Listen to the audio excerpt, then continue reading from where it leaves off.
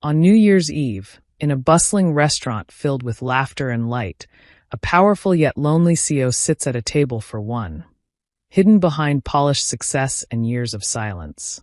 But when a little girl with candy-sticky fingers and a fearless heart asks, "Do you want to eat with us?" a single question cracks open a life built on isolation. What begins as a quiet dinner invitation becomes a journey of rediscovery, healing, and unexpected family in the most ordinary of places.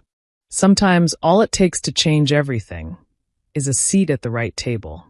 Hello family, welcome to True Life Stories. Please subscribe and leave a like for us, it means the world to us. Also share this video to your friends and loved ones and turn on post notifications so you don't miss future videos from us. Thank you as you do so. Sit back and relax as we dive into the story. The city was bracing itself for celebration. The streets below teemed with people clutching shopping bags, champagne bottles, and armfuls of last-minute party supplies. Laughter floated upward, distant and disconnected from the silence in the 48th floor corner office of Smith Tech's global headquarters. Alexander Smith sat motionless behind his sprawling mahogany desk. The floor-to-ceiling windows behind him framed a breathtaking panorama of Manhattan, dotted with glittering lights like a sky turned upside down. From here, everything looked neat, orderly, controlled. Just like his life, at least from the outside. The office was immaculate. Not a file out of place. Not a coffee stain in sight. The shelves held leather-bound books more for aesthetic than reference. A minimalist painting, a dark blue canvas with a single white slash, hung above a long credenza, the only art he allowed. Cold, modern, expensive. Like everything else he touched. The digital clock on his desk blinked 5:32 p.m. The building was nearly empty now. The receptionist had left at 4, giving him a gentle, "Happy New Year, Mr. Smith," as she clutched her purse, her excitement thinly veiled. He nodded politely, as he always did, then let the door swing shut behind her. He didn't tell her he would stay late. He didn't need to. Everyone knew Alexander Smith never left early. Not on holidays, not on weekends, not even during blizzards. Work wasn't a job to him, it was a fortress. But tonight, even the fortress felt hollow. He picked up his glass tumbler and swirled the remaining scotch at the bottom. It was smooth, aged, unfulfilling. Like everything these days. There were photos in his drawer, he knew that. Ones he hadn't looked at in years. His mother, young and laughing. His father, always tired from the night shift at the docks, but proud. A dog, Rufus, that he'd had as a teenager, who died while Alexander was at his first college internship. He kept them hidden. Not because he didn't care, but because remembering hurt more than forgetting. The only visible photo in his office was the one the board insisted he place. Him shaking hands with the president at a climate summit. It made headlines. Investors cheered. His stock rose. But not one person had called him that night to say they were proud. He reached for his phone and opened his contact list. Pages and pages of names.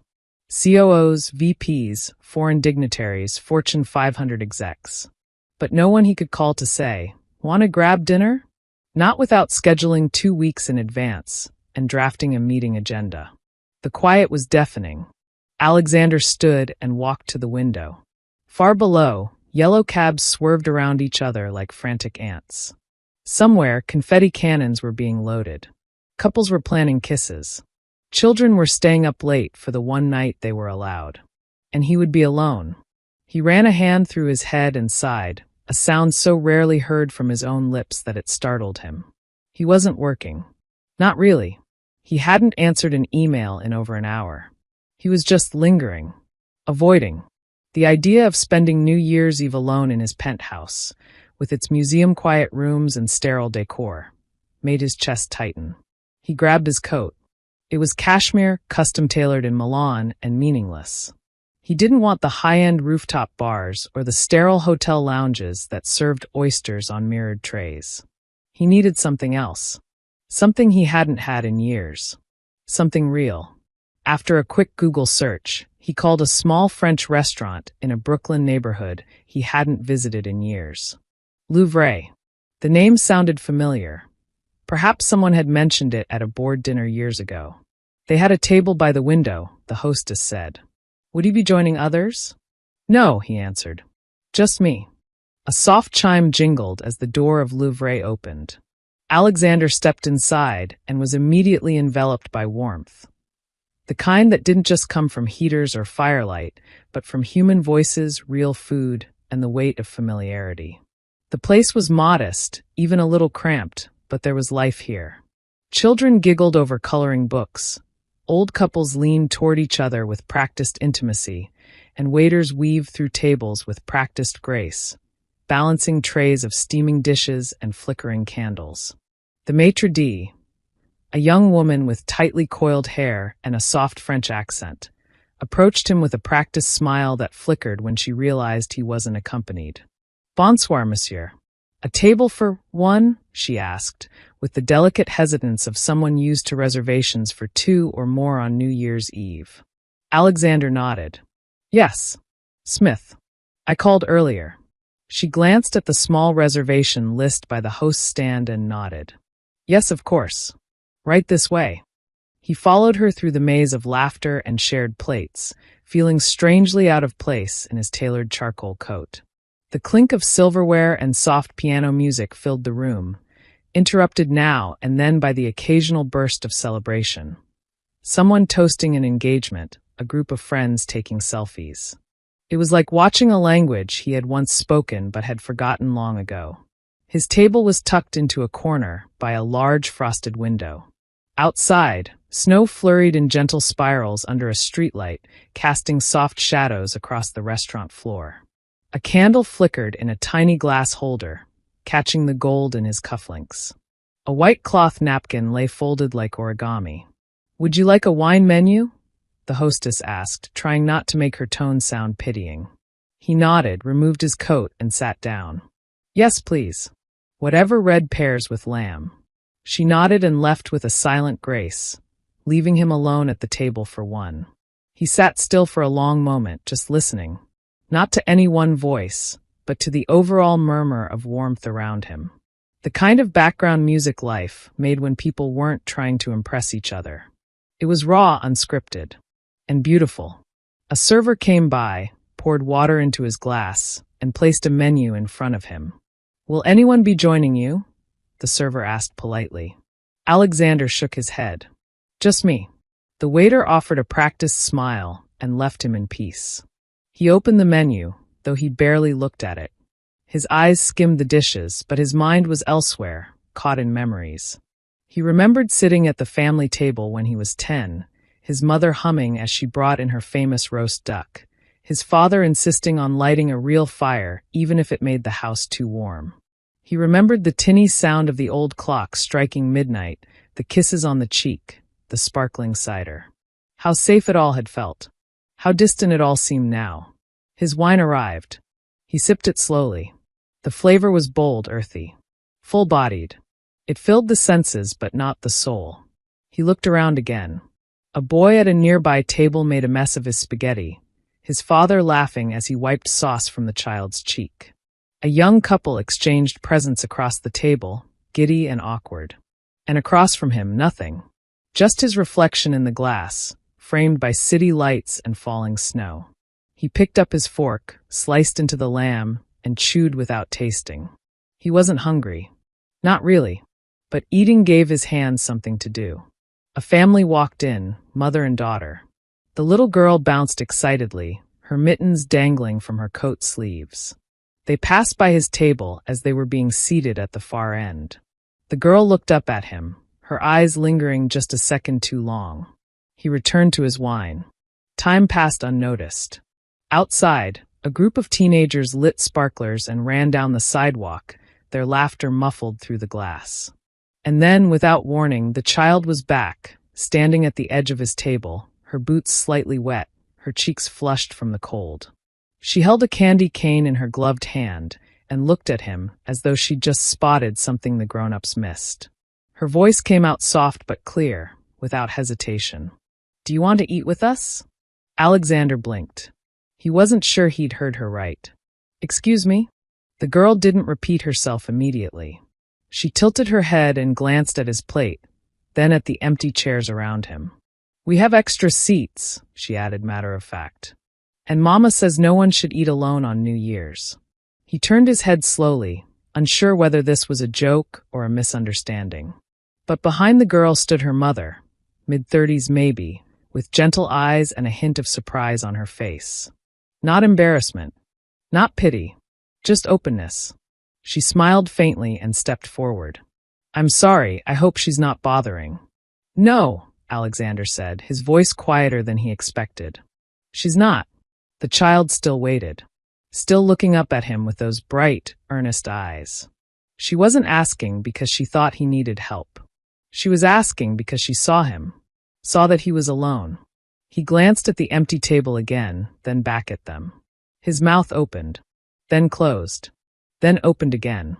"May I?" The woman nodded. "We'd love that." And just like that, something shifted. Not outside, not in the world, but inside the man who had built an empire and sat at its summit, only to find himself starving for something he couldn't buy. Something he had just been offered unconditionally by a girl with candy cane breath and a heart big enough to seat a stranger. The table was round, slightly wobbly at the leg, with a chipped ceramic salt shaker in the center and a flickering votive candle nearly burned down. It wasn't glamorous, not like the polished veneer of corporate banquets Alexander was used to, but it was alive. He eased into the empty chair, trying not to overthink it, trying not to look like a guest at someone else's holiday. The girl, Haley, plopped into the seat beside him with the easy confidence only children seem to have.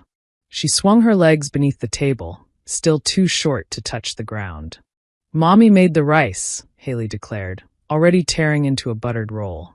"And Grandma made the tamales.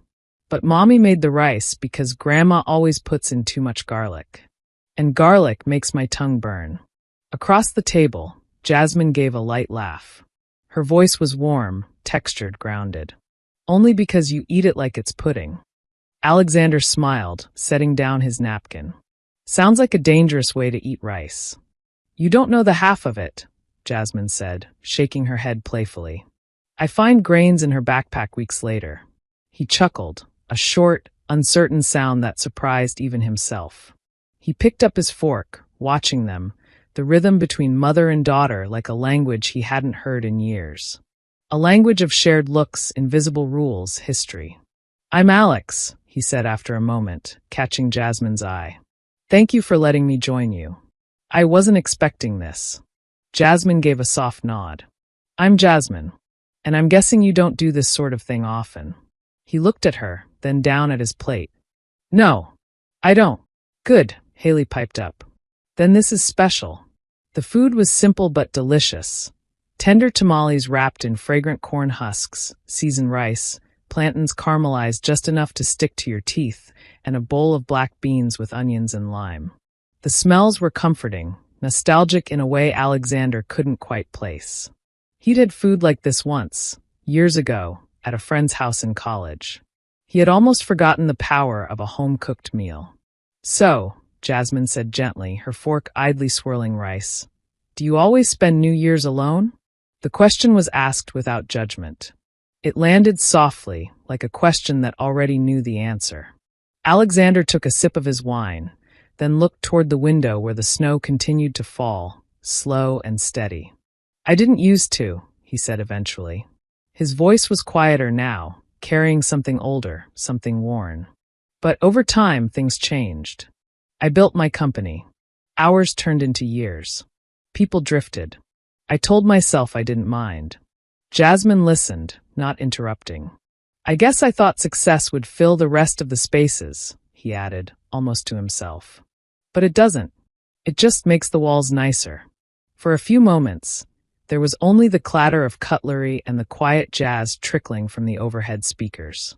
Then Haley, unaware of the weight of adult conversation, reached into her coat pocket and pulled out a crumpled pack of crayons and a folded paper menu. "I'm drawing fireworks," she said, sliding the paper across the table to Alexander. "You can color with me, but only if you use red. Red is for the good ones." He accepted the crayon like it was a sacred object. Red it is. Jasmine smiled at the exchange, and something flickered in her gaze. Not curiosity anymore, but recognition. The kind you feel when you meet someone who has been quietly carrying something heavy for a very long time. You must have had someone, she said after a moment. A family. Once. I did, Alexander answered softly. I was raised by good people. Working class. We didn't have much, but New Year's was always special. My mother would make roast chicken with herbs she grew in the window box. My dad would stay up with me to watch the ball drop, even if he had a shift in the morning. And what happened to them? Jasmine asked, gently enough that it didn't sting. He looked at the candle's tiny flame and swallowed. Gone. Years ago. Car accident.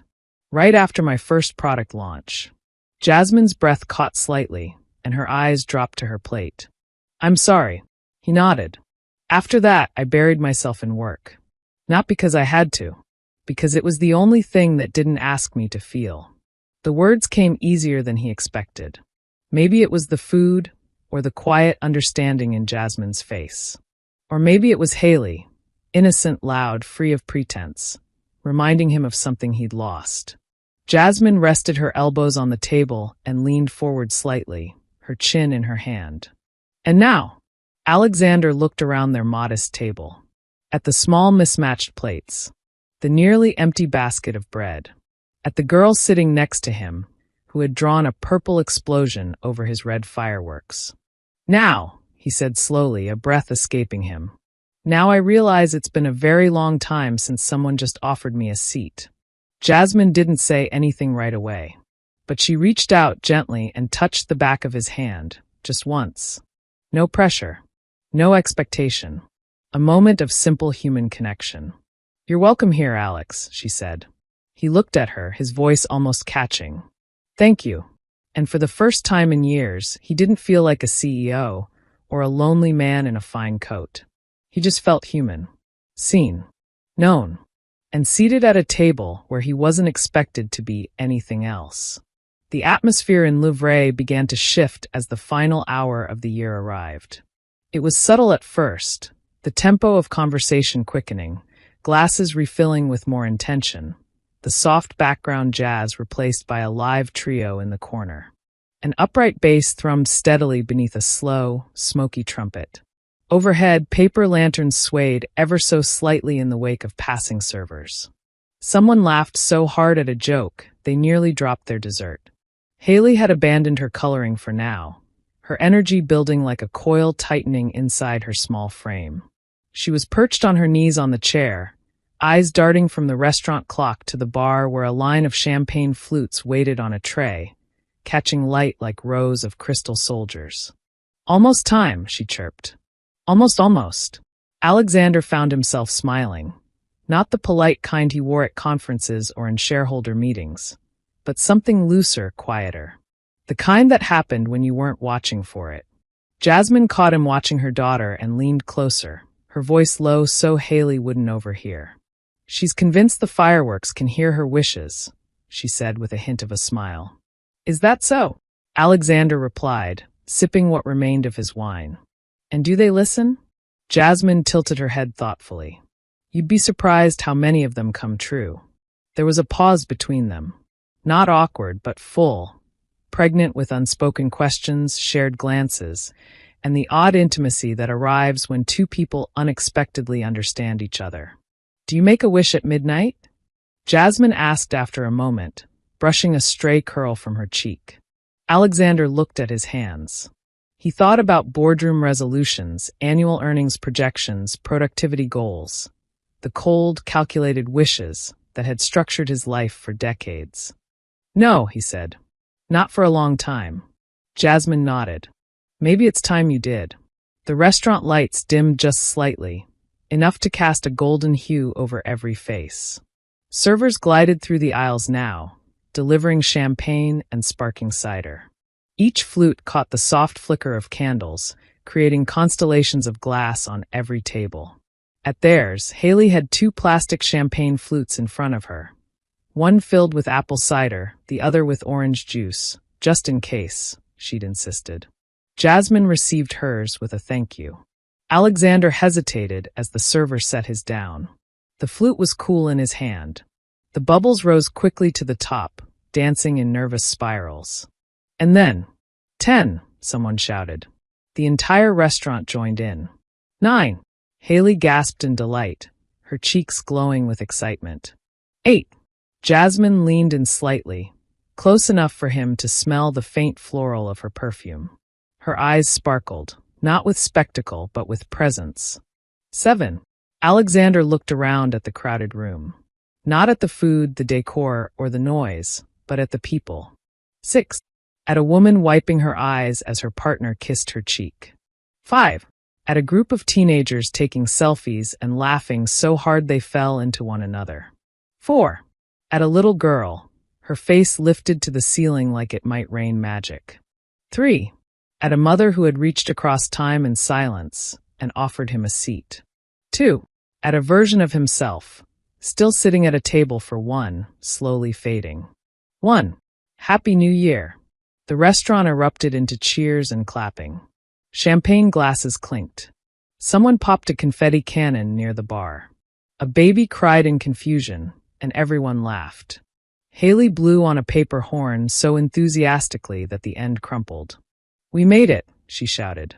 Jasmine turned toward Alexander and gently kissed her daughter's forehead, her eyes soft with maternal warmth.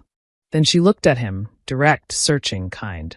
Happy New Year, Alex, she said, her voice just loud enough for him to hear over the noise. He swallowed and met her gaze. It wasn't a line or a courtesy or a phrase tossed out into the air. It meant something from her. It had weight. Happy New Year, Jasmine. Their glasses touched lightly. He didn't even sip. Just held it there, suspended between them, feeling the fizz and heat of something unfamiliar. Hope, maybe.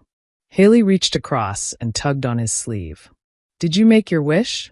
Alexander looked down at her, then to Jasmine, and then out the window at the snowfall softening the sharp edges of the city. He exhaled. I think I did, he said softly.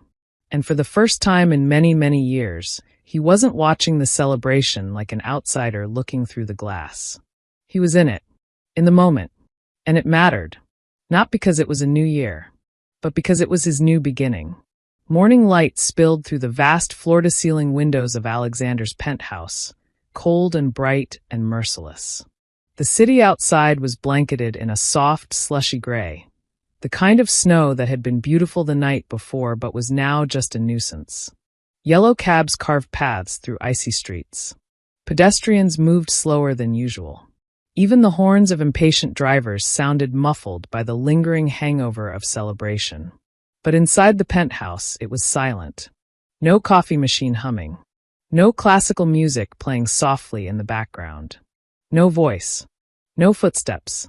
Alexander stood barefoot on the cold hardwood floor, still in the same black slacks and white shirt from the night before. His jacket lay across the back of a chair, forgotten. The top 2 buttons of his shirt were undone, his tie tossed carelessly on a nearby armrest. He held a small, folded piece of paper in his hand.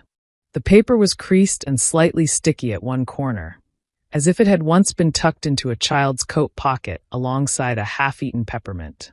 He had found it that morning while reaching into his jacket for his phone. It had fluttered out and landed face down on the rug. At first, he thought it was a receipt or someone's dropped note. Then he saw the crude purple crayon marks along the edge, the kind of marks that didn't try to stay inside any lines. He turned it over slowly. On the front was a drawing. 3 stick figures. One tall, one medium, and one very small. They were all holding hands beneath a sky of fireworks, each colorful burst exploding into stars, spirals, and squiggles. The tallest figure had gray hair and a square jaw, just like him. The smallest one had pigtails and an oversized candy cane. The medium one had long hair and a curved line for a smile.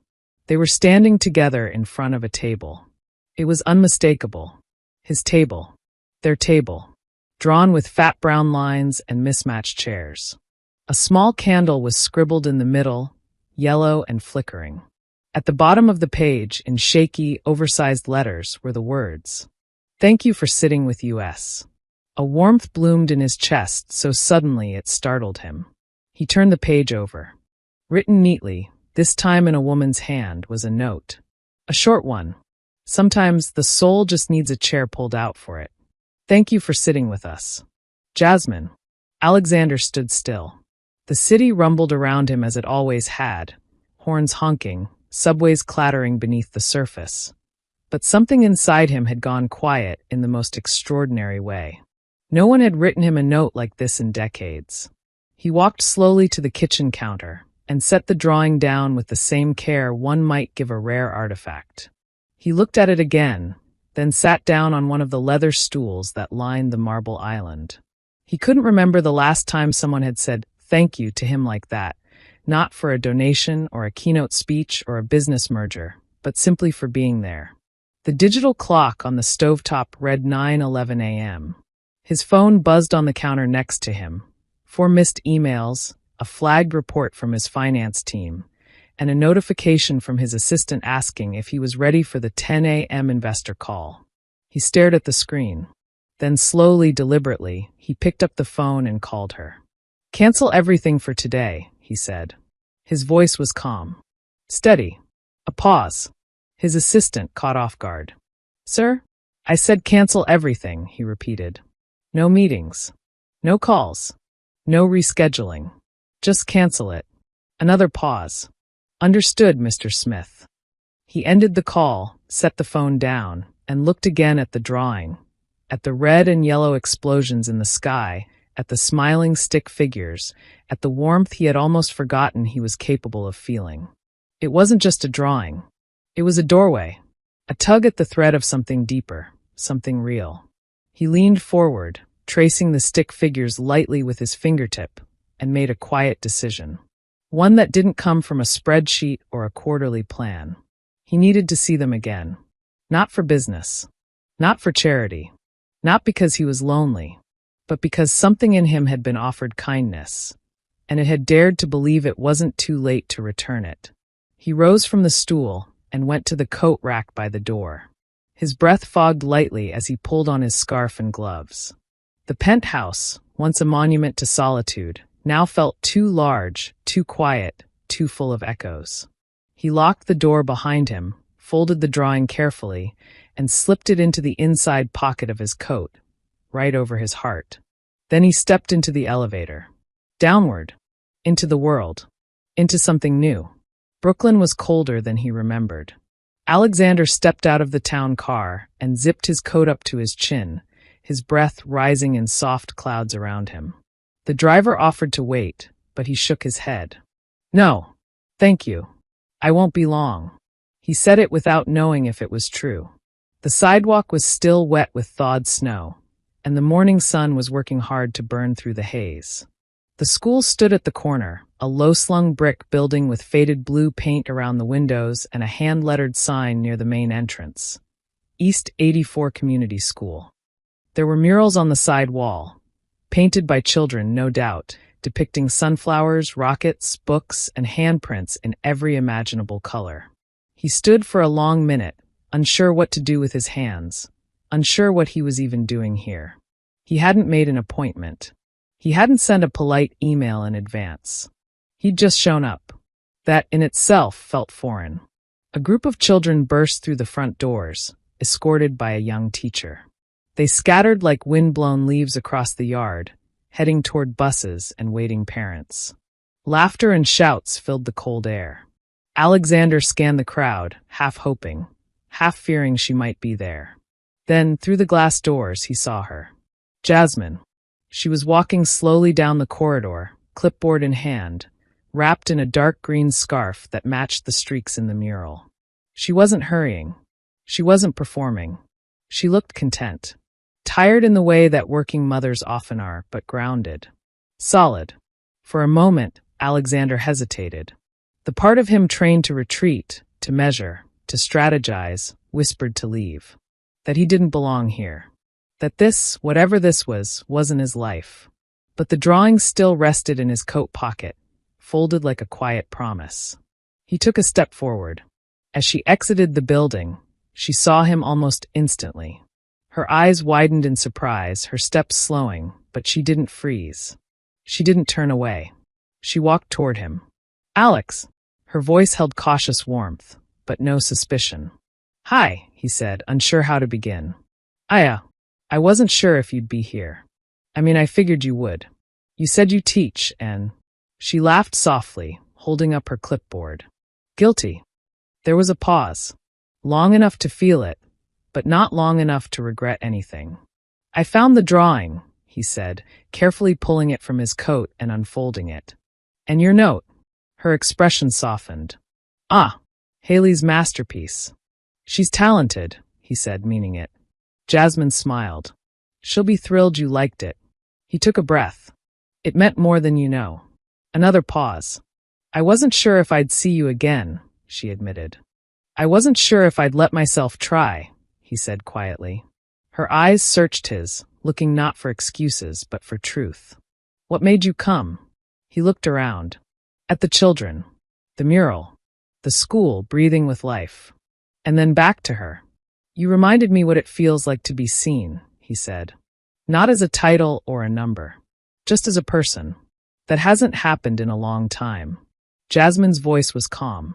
"We all get lost sometimes." He nodded. "I've been lost for years.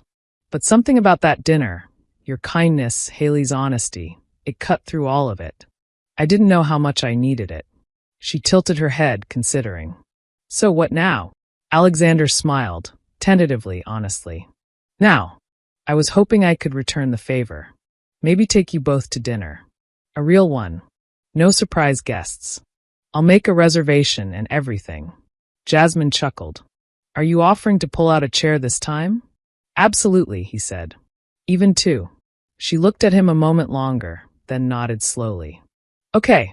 And just like that, the door that had been cracked open the night before widened by another inch. Over the next few weeks, dinners became regular. Tuesdays mostly. Sometimes Fridays. Always casual. Always honest. He learned that Jasmine was a history teacher, fiercely protective of her students and wildly passionate about underfunded schools. She spoke about her work like it was sacred. He admired that. Admired her. He also learned that Haley could name every planet in the solar system, had memorized 3 Beyoncé songs, and had once tried to sell her Halloween candy to neighbors for a fundraiser she invented on the spot. Alexander brought himself. Not his company. Not his wallet. Just himself. He listened. He laughed. He failed often at Monopoly Junior. And slowly, without pomp or fanfare, he began to soften. The suits became less tailored. The calls shorter. He found joy in small things. A shared look across a dinner table. The sound of Haley humming to herself. Jasmine's hand brushing his on the sofa. He wasn't fixing them. And they weren't fixing him. They were simply becoming. Snowflakes drifted through the air like ash from some quiet, celestial fire, soft and slow and without urgency. The windows of Louvre glowed warm against the gray-blue cold of the street, their panes frosted at the corners like old postcards. Candles flickered inside. The faint sound of a violin leaked through the glass. It was December 31st again. But this time, Alexander Smith wasn't alone. He stepped out of the car wearing a deep navy wool coat, scarf wrapped neatly at his throat. His stride was relaxed. No briefcase, no phone in his hand, no schedule pressing against the edges of his thoughts. As he opened the door, the chime above rang just as it had a year ago, but the man who walked in now carried a different kind of silence. Not the hollow quiet of absence, but the stillness of presence. Behind him, Jasmine entered, bundled in a burgundy coat and holding a tiny bouquet of winter berries she'd picked up from a street vendor. Her eyes caught his for a second, smiling, grounded. And just behind her, Haley burst through the door in a flurry of scarves and mittened hands. "It smells the same," she announced loudly. "They still have cinnamon in the candles." A few heads turned. A couple near the bar smiled at the child's declaration. A server recognized them instantly and approached with a soft grin. "Welcome back, Mr. Smith," she said, then turned to the others. "And welcome, ladies. Your table is ready." "Thank you," Alexander replied, his voice light, with the faintest note of reverence, as if the table were a small chapel in a quiet church. They were led through the familiar maze of tables, past clinking glasses and murmured toasts, to the same spot by the window. The table had been set for 3. Alexander let his hand rest lightly on the back of the chair as the others sat. For just a second, he looked at the room the way he had a year ago, at all the laughter, the shared moments, the small intimacies that had once felt like a world he was locked out of. Now he was part of it. Jasmine unwrapped her scarf and reached across the table to fix Haley's unruly hair. Haley didn't notice. She was too busy unfolding her napkin and examining the dessert menu first. For strategy, she claimed. The waiter came by with menus and water. Jasmine glanced up. "We'll have the tamales again if you're serving them." "We remember," the waiter said. "The kitchen's ready." Alexander watched them with a soft, amused quiet. Then he reached into his coat pocket and pulled out something folded and worn, the edges beginning to fray. He set it on the table beside the candle. Haley's eyes widened. "You still have it." The drawing, her drawing, still colored in red and purple and gold, with fireworks above their heads and 3 stick figures holding hands beneath a sky of light. "I keep it in my coat," Alexander said. "Every day." Jasmine looked at him, and for a moment, something tender passed between them. No words, no need. Just the knowledge of what had grown between then and now. The hours passed with comfort. Dishes were shared. Wine was poured. Jasmine told a story about her students organizing a last-minute toy drive, and Haley spent 15 uninterrupted minutes explaining why Pluto deserved to still be a planet. Alexander didn't check his phone once. As the final minutes of the year ticked toward midnight, the restaurant dimmed again, just like before. Glasses were refilled. Napkins straightened. A hush of anticipation fell across the room like the moment before a snowfall. "Ready?" Jasmine asked. He nodded. The countdown began. 10. Haley stood on her chair again, holding her cider flute high, eyes dancing. 9. Alexander glanced around at the restaurant, at families, lovers, friends, and felt none of the distance he'd once carried like a second skin. 8. Jasmine's hand slipped into his. He didn't need to look to know it was there. 7. 6. 5. Haley began bouncing in place. A waiter tried to hand her a paper horn, but she waved it away with the serious focus of a general commanding a fireworks brigade. 4. 3. Alexander leaned slightly toward Jasmine. "Thank you," he whispered. She looked up, her lips already curled into a knowing smile. 2. 1. Happy New Year. Glasses clinked. Cheers rang out. Confetti flew like sparks above every table. Strangers kissed. Friends embraced. Jasmine leaned in and kissed Alexander. Slow, sure, just long enough to say everything that hadn't been said aloud. When she pulled away, he was still smiling. "Best New Year's yet," she said. "Best life decision I ever made," he replied. Haley raised her glass and shouted, "To fireworks that listen to wishes." Alexander lifted his. "To girls brave enough to ask lonely men to dinner." Their glasses met in a perfect chime. Outside, the snow began again, soft and endless. Inside, the table by the window glowed with candlelight, laughter, and the quiet miracle of 3 lives, once strangers, now gathered not by accident, but by choice. And as the new year opened its door, Alexander knew something with absolute certainty. This was home. We have come to the end of the story. I hope you enjoyed it.